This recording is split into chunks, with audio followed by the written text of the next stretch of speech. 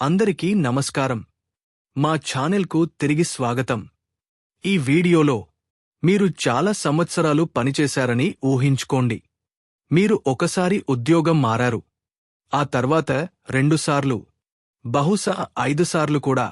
ప్రతి నెల మీ జీతంలో కొంత భాగం మీ ఈపీఎఫ్ ఖాతాలోకి వెళ్లేది.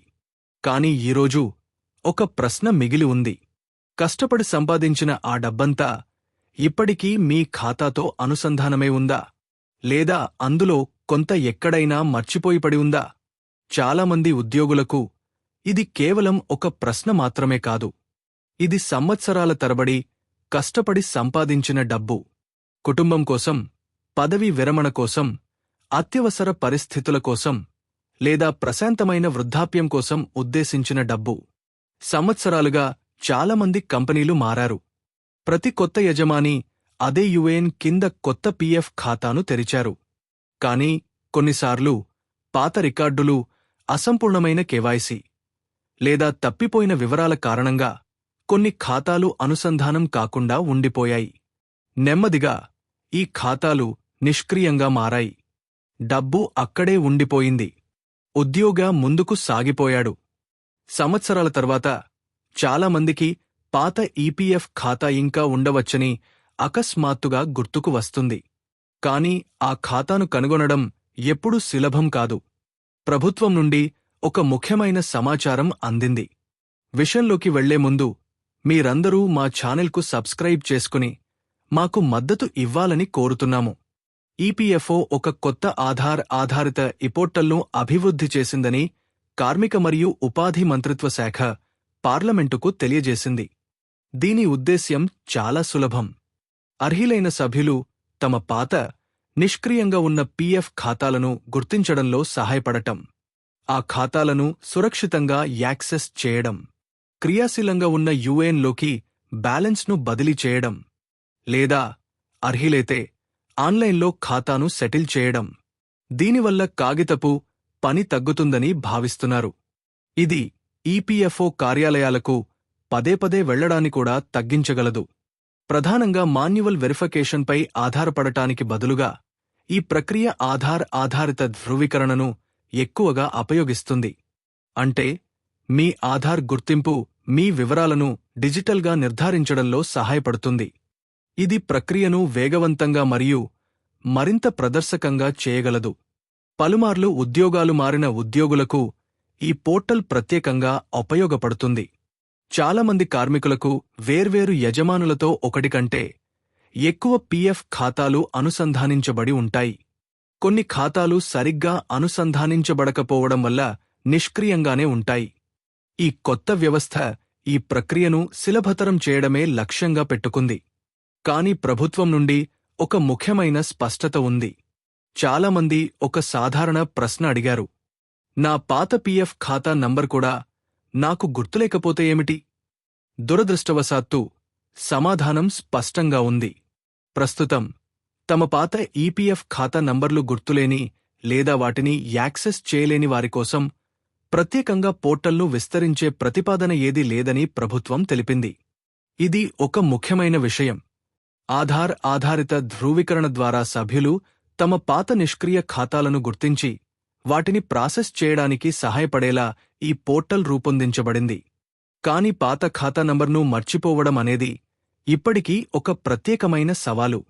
కాబట్టి మీ వద్ద ఇంకా పాత జీతం స్లిప్లు, నియామక పత్రాలు, పీఎఫ్ స్టేట్మెంట్లు, యజమాని రికార్డులు లేదా మీ పాత పీఎఫ్ వివరాలను పేర్కొన్న ఏవైనా పత్రాలు ఉంటే వాటిని భద్రంగా ఉంచుకోండి. భవిష్యత్తులో ధృవీకరణకు అవి ఉపయోగపడవచ్చు. డిజిటల్ జాయింట్ డిక్లరేషన్ అనేది మరో ఉపయోగకరమైన ఫీచర్.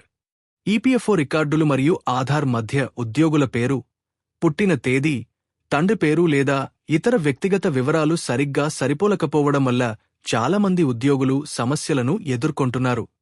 గతంలో ఈ వివరాలను సరిచేయడానికి తరచుగా కాగితపు పనులు మరియు యజమాని ధృవీకరణ అవసరమయ్యేవి. ఇప్పుడు ధృవీకరణకు లోబడి కేవైసీ అప్డేట్ల కోసం జాయింట్ డిక్లరేషన్ను పోర్టల్ ద్వారా డిజిటల్గా సమర్పించవచ్చని ప్రభుత్వం చెబుతోంది. ఇది జాప్యాన్ని తగ్గించగలదు. ఇది సవరణలను కూడా చాలా సులభతరం చేయవచ్చు. ఇంకా పనిచేస్తున్న ఉద్యోగులకు ఇది ఒక మంచి హెచ్చరిక. మీ పాత పీఎఫ్ ఖాతాలన్నీ మీ యాక్టివ్ యూఏఎన్కు అనుసంధానించబడి ఉన్నాయో లేదో తనిఖీ చేసుకోండి. పదవీ విరమణ వరకు వేచి ఉండకండి. ఈరోజు చేసే ఒక చిన్న ధృవీకరణ రేపు రాబోయే చాలా పెద్ద సమస్యను నివారించగలదు. పదవీ విరమణ చేసిన ఉద్యోగులకు కూడా ఈ అప్డేట్ అంతే ముఖ్యం. పాత పీఎఫ్ డబ్బు శాశ్వతంగా పోయిందని చాలామంది నమ్ముతారు.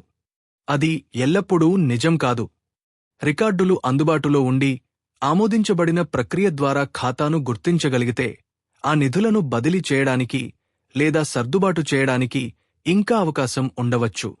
అదే సమయంలో జాగ్రత్తగా ఉండండి. ఒక కొత్త డిజిటల్ సేవను ప్రకటించినప్పుడల్లా నకిలీ వెబ్సైట్లు మరియు మోసపూరిత సందేశాలు కూడా కనిపిస్తాయి. మీ ఓటీపీని ఎప్పుడూ పంచుకోవద్దు. మీ ఆధార్, ధృవీకరణ వివరాలను తెలియని వ్యక్తులకు ఎప్పుడూ వెల్లడించవద్దు. ఎల్లప్పుడూ అధికారిక ఈపీఎఫ్ఓ సేవలను మాత్రమే ఉపయోగించండి. రుసుముకు బదులుగా పీఎఫ్ డబ్బును తక్షణమే తిరిగి ఇప్పిస్తామని వాగ్దానం చేసేవారి పట్ల జాగ్రత్త వహించండి. మీ కేవైసీ వివరాలలో సవరణలు అవసరమైతే అధికారిక ప్రక్రియను అనుసరించండి.